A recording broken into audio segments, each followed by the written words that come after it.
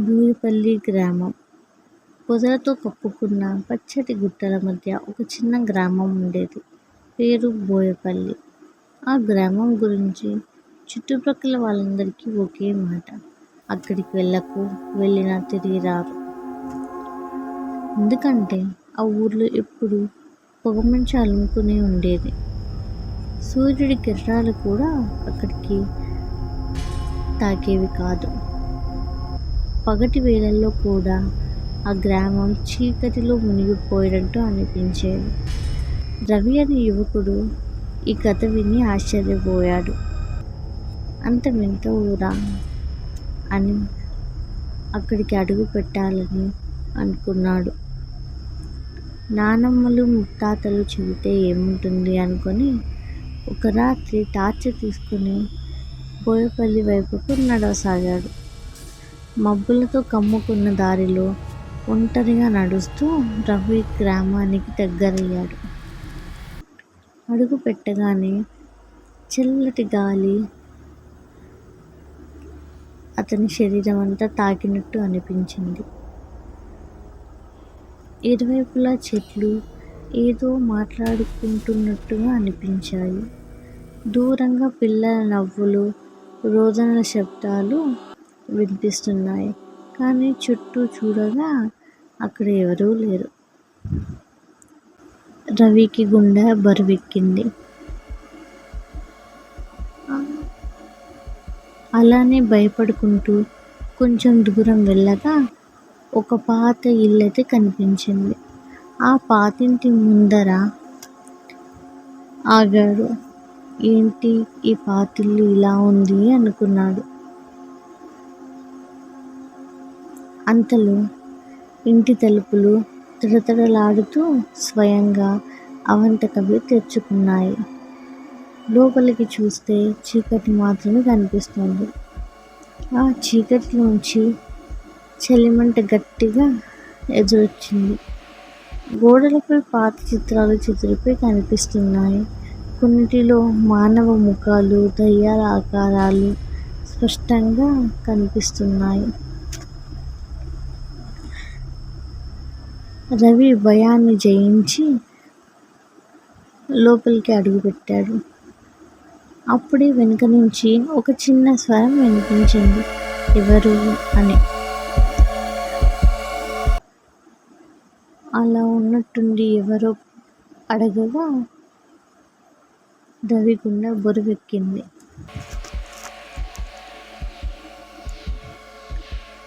అలా వెనక్కి తిరిగి చూడగా ఒక చిన్న అమ్మాయి తెల్లటి దుస్తుల్లో, ముఖం మీద వెంట్రుకలు ఉంది.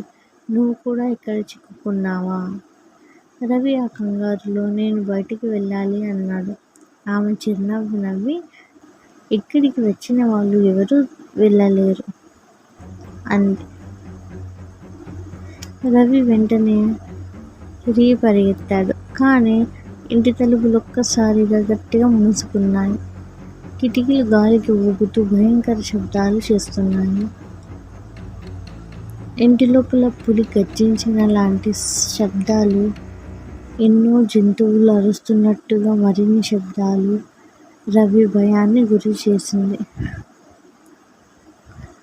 అక్కడ నుంచి బయటపడాలంటే ఒక మార్గమే ధైర్యం అని అనుకున్నాడు.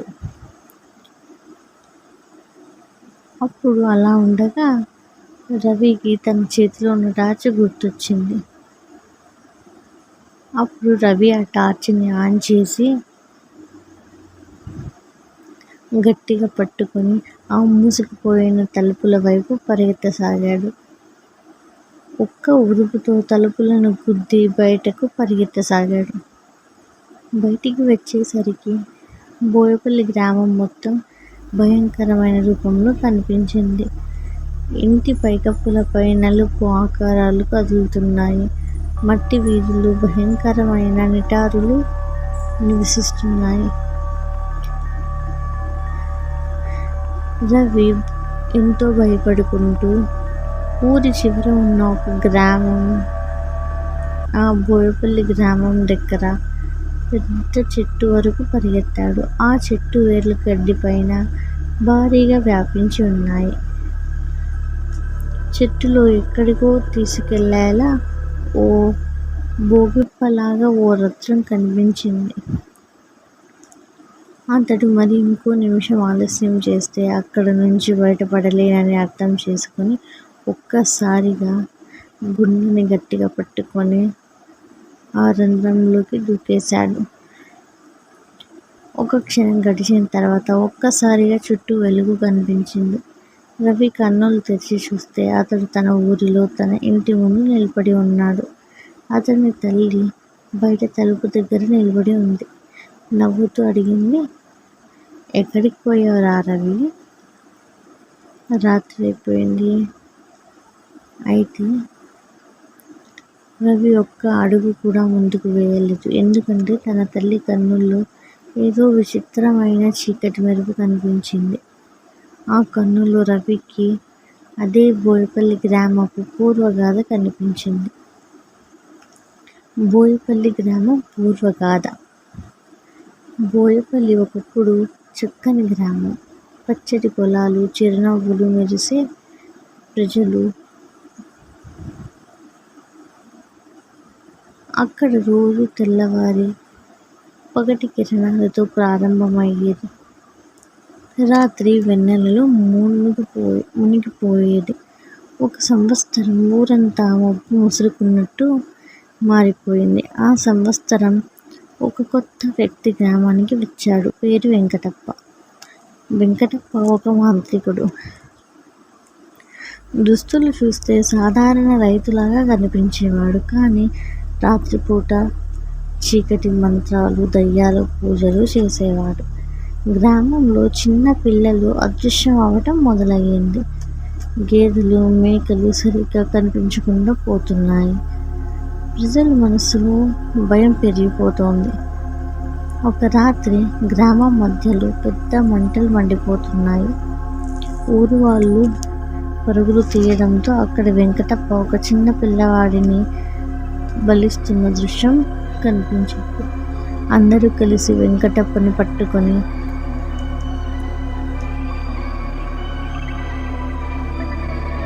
చేతికి దొరికిన దాంతో కొట్టి చంపేయాలి అనుకున్నారు. అలా ఊరి వాళ్ళందరూ గట్టిగా కొట్టడంతో ఆ వెంకటప్ప కొన ఊపిరితో ఉన్నాడు. అలా కొన ఊపిరితో ఉన్నప్పుడు ఇంకా కొన్ని క్షణాల్లో వెంకటప్ప మరణిస్తాడు అన్నప్పుడు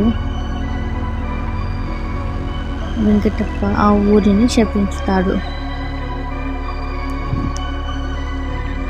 వెంకటప్ప శాపం, మీ ఊరు ఇకపై శాశ్వతంగా చీకటిలో మునిగిపోతుంది. మీ పిల్లలు, మీ తరం ఎవరు సుఖంగా ఉండరు. ఇది నా శాపం. ఇప్పటి నుంచి బోయపల్లి గ్రామం మీద మబ్బు కమ్ముకొని పోతుంది. ఇప్పుడు చీకటి ఎవరికైనా కొత్త వాళ్ళు అడుగు పెట్టినా తిరిగి బయటకు వచ్చే అవకాశం ఉండదు. గ్రామంలో పాతింట్లు, చెట్లు, వీధులు అన్ని దయ్యాల ఆకారాలు తీర్చిదిద్దుకుంటాయి. అక్కడ కాలక్షేపం చేసే ప్రతి గాలి తిప్పు కూడా భయం నింపుతుంది. బోయపల్లి ఇప్పటికీ ఆ శాపాన్ని మోస్తోంది.